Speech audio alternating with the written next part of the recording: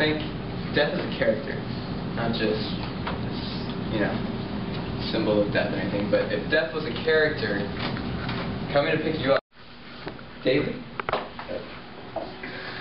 Death is handsome. He is coming in a long black cloak and he has a slinky. He will come in a key of soul. Death is nice to me because we're on our way to an ugly sweater Christmas party. What's the connection between the black coat and the slinky? Well, we're on our way to a party. Oh, so he's like going to the party with you? Yeah. Oh, he's it's a white elephant gift as well. Party. Okay. Very nice. Very nice. Amber, did you want to read yours? Sure. I picture the Grim Reaper. He is dressed in black robes and faceless. It does not speak and does not walk, but merely floats forward with such intimidating authority. Wow. Intimidating authority. Very good. So a little more of a serious one, I would say. Are you guys going to a party on that one? No. Okay. Probably headed to the grave. Yeah. It sounds like. Okay. Good. Let's see. Josh, do you want to read yours? Yeah, this Character of death in this stanza. well, it seems that he's going slow because it's like for the speaker's benefit. You know, it's his my chew for his civility. Right, right. This is interesting here, civility. Yeah. What does this tell us about that?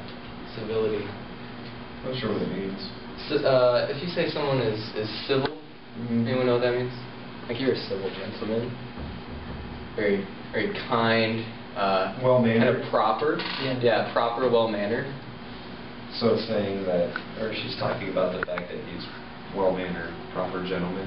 Are you sure it's a she? Well, I just meant Emily Dickinson. Okay. But yeah, good point. Good point. Thank you. But no, yeah, his civility. Yeah, he's different than the Grim Reaper. You know, he's not somebody who's come with me, I'm taking you to death. He's someone who stops, opens up his carriage door for this lady, we'll assume. He's not driving in a haste like Steve McQueen. You guys get that? I don't know. That was really old. It's older than I am. Anyways, he's civil. And we notice that the narrator here, she puts away labor and leisure.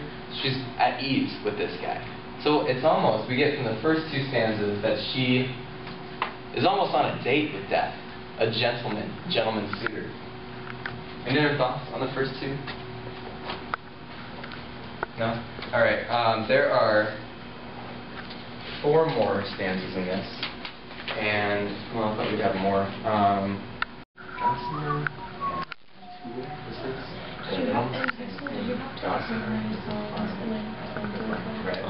Memorization. Spiderweb. This Like is if one you're of good them. enough, you use that Fine one. ticket. No, we didn't.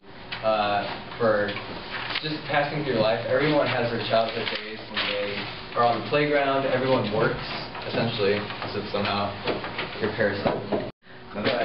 Alright, so he's circling in blue the words gossamer, which means fine thread, that's what he explained. And gossamer means fine thread. So he says basically that's what it says, or rather he passed us. So with your interpretation of this, I guess we could say that there is a there's a passing. That death is traveling by himself, and that it's kind of a cold feeling. The next sentence, the dews drew quivering and chill, and then for the gossamer, she is expecting. This is like for only fine thread my gown. He said this word tipper is or tippet is scarf. So my scarf and only tully, which means something else like silk. So it's like this picture of this really nice outfit, or this person's dressed up for and expecting death. So. Well, the interesting thing is that it's cold. Yeah. So she's not.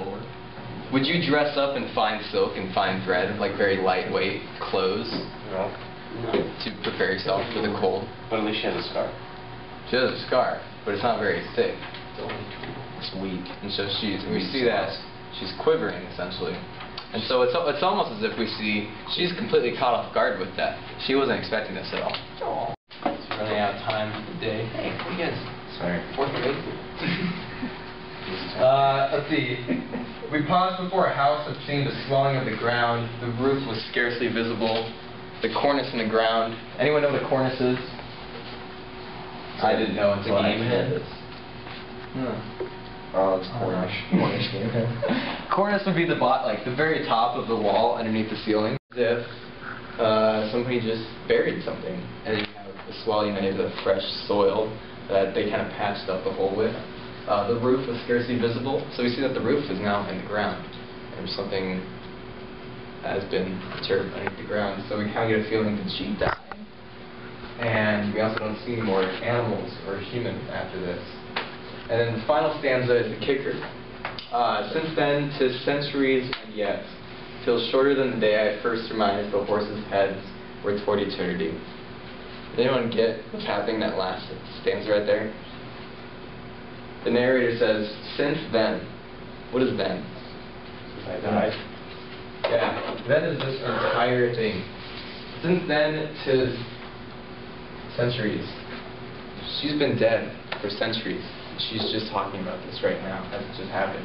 And she first caught a glimpse that this was death, when the horses' heads were pointed towards eternity. So, what we see, it starts with death, and it ends with eternity, kind of life.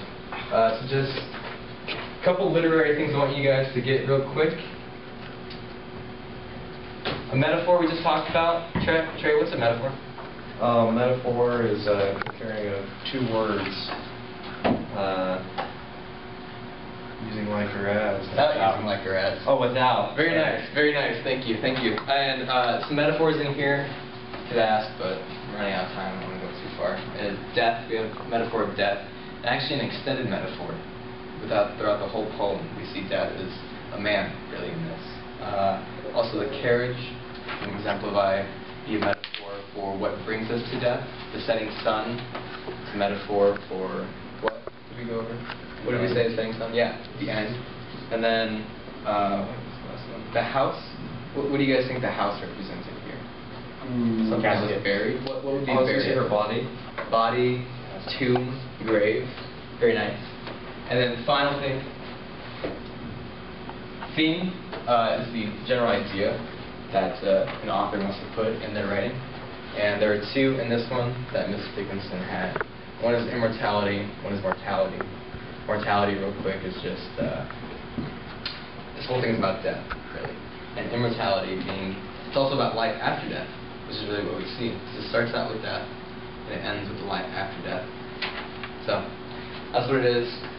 Can anyone give me one metaphor from this again that we just covered? One example of it? Death. Death, yes. One more? The house representing her burial site, possibly. And the two themes? Mortality and immortality.